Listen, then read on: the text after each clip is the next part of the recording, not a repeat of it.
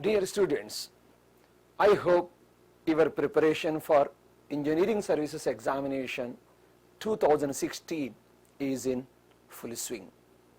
Based on my personal experience of cracking IES in 1989 and my interaction with various toppers in engineering services for the last 20 years, I have certain points to tell you what to do in the last week just before exams. I say these as tips for preparation in the last week. First one is avoid studying new topics in the last week. As everyone knows, it is not advisable to take up a new topic in the last week. Reason: to understand a new topic, relatively more time is required. Even if we take more time in the last minutes, we can't grasp 100% of the concept because of the tension. So once you are unable to grasp the 100%, it will build up a lot of pressure inside. Assume you have prepared. Assume a similar question appears in the exam. Because we have not grasped it 100%, we may not write the answer effectively in the examination hall.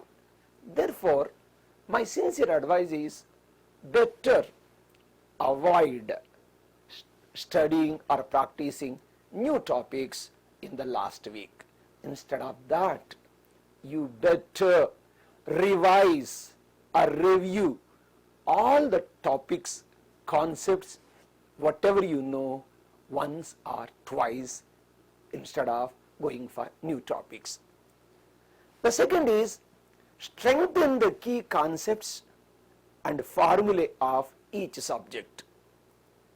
As I said, recall and revise all important concepts, all important formulae subject wise. If possible, take rough papers, write all these important concepts and formulas once or twice.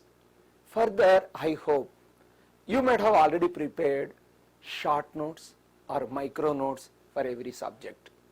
Use these short notes or micro notes to revise the subject in the last week. It will give you better results in the exam. Right. The third point is finalize your strategy to be followed in the exam. Finalize your strategy to be followed in the exam. How do you know what strategy is to be followed? Suppose you have already taken one or two previous IES papers, full-length papers, full-length objective papers or conventional papers, keeping time into account. You practiced. Or you have taken some full-length mock papers. You might have got some exposure or experience. So based on your experience, you might have committed some mistakes. You might have found out that certain things are not to be done in the examination hall, certain things are to be done. It means do's and do nots in the examination hall. No sir, till now I have not practiced any full-length papers. Don't worry, you have still time. Take one or two previous IES papers. All follow ESE full-length mock test papers. Practice them. That practice will evolve a strategy to be followed in the examination hall with respect to both objective papers and conventional papers. Fine. What is this strategy in the exam is the last point what I am saying. Objective papers. Solve the easy and well-known questions in the first round. See, in IES paper, 120 questions, 120 minutes as far as object is concerned. See, as far as my experience is concerned, some 6 to 8 objective questions are very lengthy, are very tough, which cannot be solved by anybody in the examination hall. The paper setter's intention itself is to trap you so that you will commit a mistake and you will waste your valuable time. Then what to do? Definitely you might be knowing some 60 or 70 objectives out of 120 which are easy and comfortable to you. Take them in the first round and answer them. Suppose in between some lengthy question, laborious question which you do not know is there, leave it. But by leaving it, just keep some simple mark against it so that in the second round you can come back and you can take that for solving. So, solve easy and well-known questions in the first round. Now, in the second round, definitely you can answer some more questions. But in the objective papers, what I suggest, first round, well-known questions. Second round, to the extent possible, use elimination techniques. See, using elimination techniques also, some questions we can answer.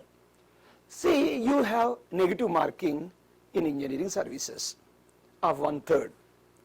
Suppose there is an objective question. You can eliminate 2 options out of 4. Let us say you can eliminate 2 options. Then you can take a risk. Suppose some 3 questions are of similar nature. Of those 3 questions, say 2 questions are wrong, 1 question is correct. Now still you have a plus mark. So use elimination techniques in the second round. And one more thing, to mark in the OMR sheet 120 answers we want to mark, from my experience it takes a minimum of 10 to 12 minutes. On the whole, per question the available time is in fact 50 to 52 seconds. It means you can't answer all the 120 questions. Nobody can answer all the 120 objective questions in 120 minutes. So even if you aim for 100 questions, no problem. You have chances of getting single digit rank in the final stage. This is as far as objective questions are concerned. Next it is conventional papers. See, in the conventional papers, 200 marks. Time, 3 hours means 180 minutes. Let us assume we are aiming only for 180 marks, not 200. It means for 1 mark, 1 minute. Say a 10 marks question is there, you can't allocate more than 10 minutes. So, keeping this in you, selection of questions is important. And one thing you should never forget, all parts of a question, suppose there is a question number 5, there are 3 parts, all parts of a question must be together. That you should never forget. So, selection of questions is first important. So, wherever you are comfortable, you are familiar with those concepts and you have already practiced such similar numerical questions, you solve them first of all. Then you move on to the other questions. The time what I told you, no, you have to allocate based on the marks. See, I have seen there are some questions, very simple questions, which can be solved within 4 or 5 minutes, but the paper setter might have given some 15 marks. Then read such questions carefully. Read the instruction carefully. Suppose paper setter says, work out from fundamentals. See, work out from fundamentals, if that statement is there, do the corresponding derivation and substitute. Because he has given you 15 marks, just by substituting a formula you may get marks, you may get answer, but that doesn't fetch 15 marks. So paper setter's intentions are clearly visible in the question. And periodically you have to monitor time. Don't spend too much time on a single question. If you are unable to get the solution for anything, don't be egoistic. Leave it there and jump to another question.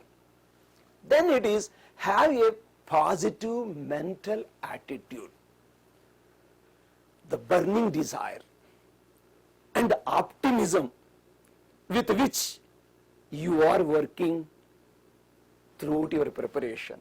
In particular, in the last week, it will play a vital role. See, majority of the students, they come to me, sir, we have a lot of tension. It appears that I have not revised complete syllabus. I have left over some topics. Beta, nobody in this world can read perfectly. Remember, nobody can get 1,000 out of 1,000 in return. Wherever you are strong, you focus. Assume that whatever you have prepared is sufficient. Assume that you are not inferior to anybody. Assume all others are also in similar conditions. So have a positive attitude and optimism, and with that attitude, if you work and if you plan, then definitely you'll be very successful. Of course, in the last week, as majority says, don't wake up till late nights. Do some mild exercise for 20 minutes or 25 minutes, yoga or brisk walking, something. Avoid junk food, etc. And don't quarrel with anybody. Don't quarrel with anybody. Agar, if you have a problem with somebody, you can settle your accounts after the exam is over. Maintain peace of mind, balanced state of mind. With this type of balanced positive mental attitude, definitely you can perform better in the exam hall. Plan of schedule.